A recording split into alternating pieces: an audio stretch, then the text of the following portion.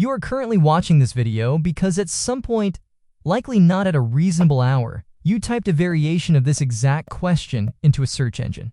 You are not alone. The data is overwhelming on this point. You think size equates to output capacity, to masculinity, to some meaningful biological ranking. Biologically, your body has no opinion on rankings. It has two requirements. The temperature control systems are operational, and the inventory is moving. I am Dr. Robert. Let us review the actual schematics and set aside the ego, which is not on the blueprint. Let's begin with how medicine actually measures this, because most men assume the answer involves a tape measure and are already building their case around a wrong unit. It does not involve a tape measure. The standard clinical instrument is called a Prater or pedometer. It is a string of oval beads in graduated sizes, each labeled with a volume in milliliters. The physician holds each bead next to the structure in question and identifies the closest match.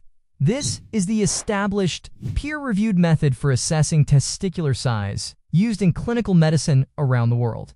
Your anatomy is being compared to a bead on a string. Volume is the relevant variable, not length, not any other dimension you may have privately considered. The clinically normal range for adult testicular volume in a healthy male is 15 to 25 milliliters per unit. For context, a standard shot glass holds approximately 44 milliliters. You're working with roughly a third to half of that per side. Medical science has, in its infinite clinical efficiency, reduced atopic men spend considerable emotional energy on into a trunk space evaluation for a mid-size vehicle. I want to be clear that the normal range is a range. A volume of 15 milliliters is normal. A volume of 25 milliliters is also normal. There is no biological prize for being at the upper end of this distribution, something that generates a significant volume of private anxiety, in which the engineering department classified as a solved problem approximately 40 million years ago. Most men have one testicle that hangs lower than the other. In the majority of cases, it is the left one, though this is not universal. The degree of asymmetry varies by individual, but the presence of asymmetry is not a defect, it is a specification. There are two reasons the body designed this arrangement deliberately. The first is thermal management.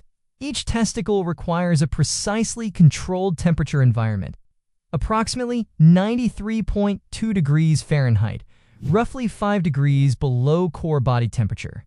Different hanging positions create slightly different microclimates, which allows the body to maintain independent temperature regulation for each unit. Two production facilities, two separate climate zones. The second is collision avoidance.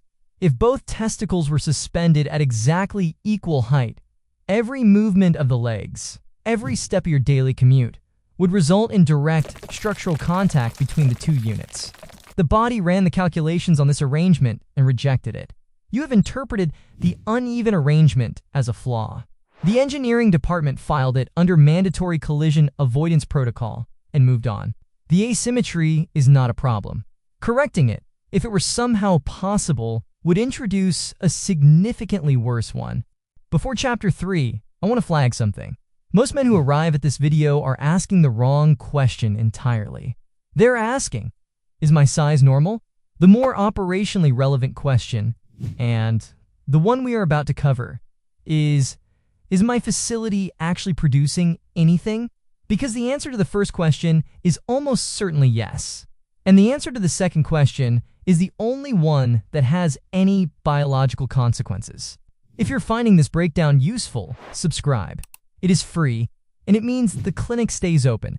This brings us to the chapter that most men do not know to ask about because they have been operating under an incorrect assumption.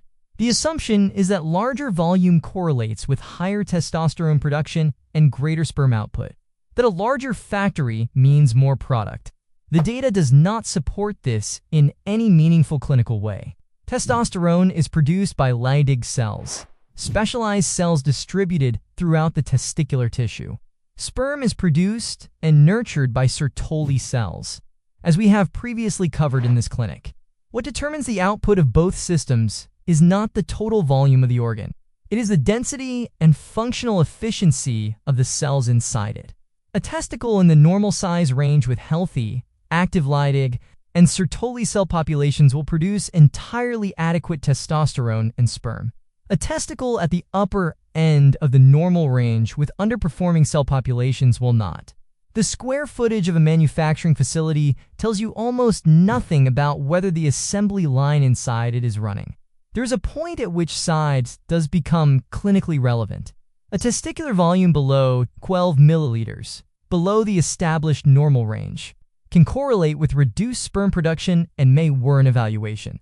This condition is called testicular atrophy, and it can result from a variety of causes including hormonal disruption, varicocele, and certain infections.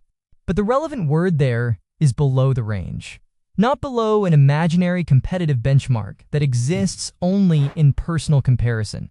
If you're within the clinical range, the size of the facility is not the variable under review. The production line is. And the production line, it should be noted, is highly sensitive to operational conditions.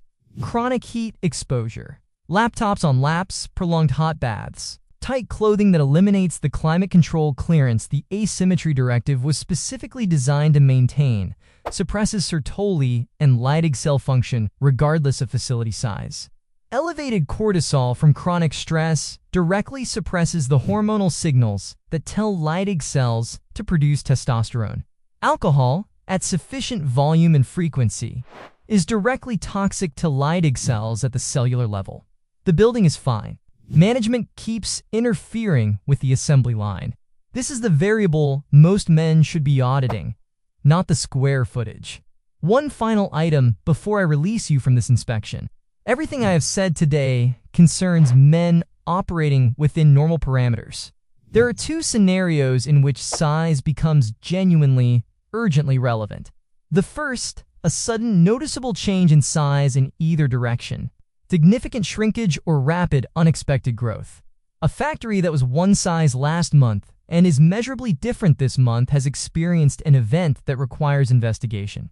The second, a hard, painless lump, not the soft, uniform texture of normal tissue. A defined, firm, irregular mass. This is the clinical presentation of testicular cancer, one of the most treatable cancers in existence, with a survival rate above 95% when detected early. The treatment window is generous. The condition of finding it is that you conduct the inspection in the first place. Stop measuring your facility against facilities you have not been clear to inspect. That comparison is not in the manual and provides no actionable data. Your only obligation as site management is this: conduct routine self-inspections.